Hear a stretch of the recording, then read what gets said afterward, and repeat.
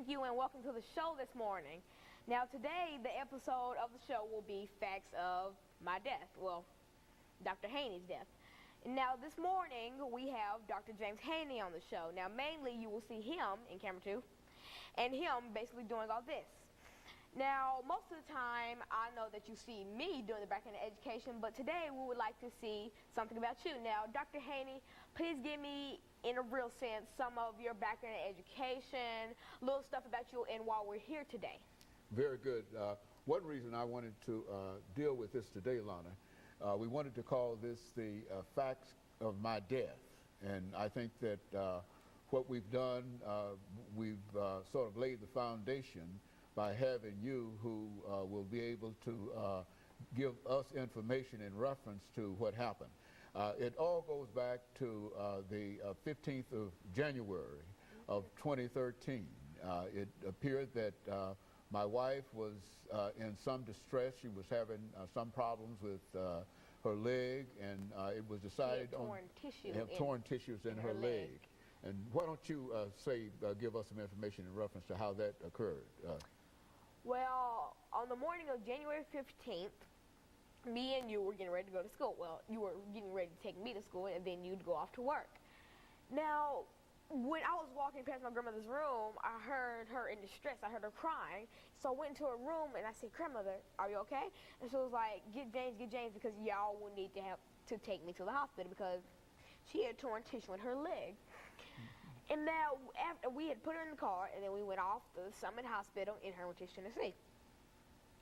When we arrived at the hospital, the doctor started running tests on her, asking her questions, and me and you were just kind of watching and waiting, being pretty nervous.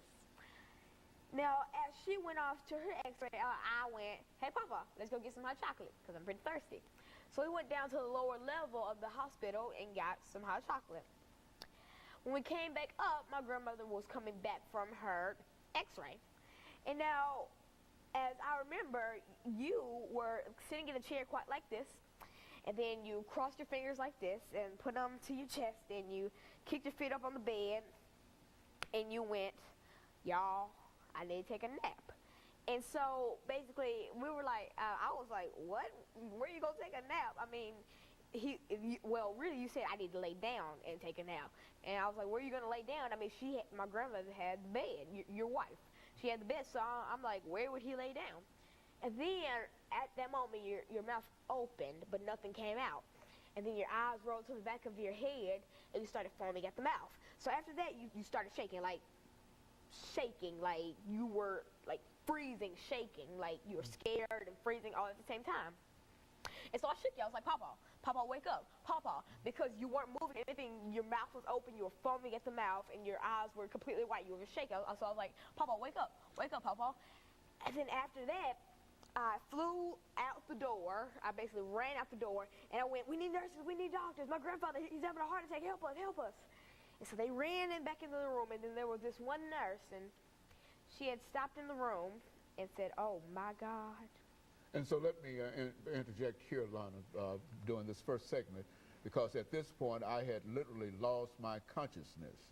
I was no longer able to understand anything, and not only had I lost my consciousness, but when the doctors from across the hall reached the examination room, they found my wife still on the bed, but at the same time they found me unconscious and in a chair. And they immediately put onto the end of my finger a machine that indicated that would read your pulse on a machine that was about over there, to the right of me. Flat out. It flat out indicated I did not have a pulse. Line, like you were not alive. Like, because a live person, everybody has a pulse. If you're alive and walking and breathing, you have a pulse. I have a pulse.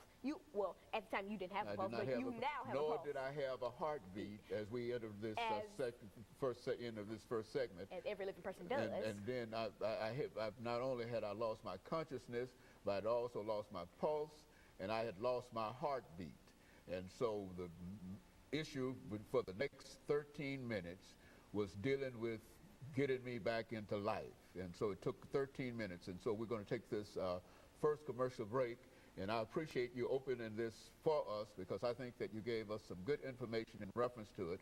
But when we come back, what I want you to do is to pick up at the point where I literally lost my consciousness, my pulse, and my heartbeat, and some of the activities that only you were able to see because everybody else was rushing around. And we'll be back with you following this very, very short commercial break.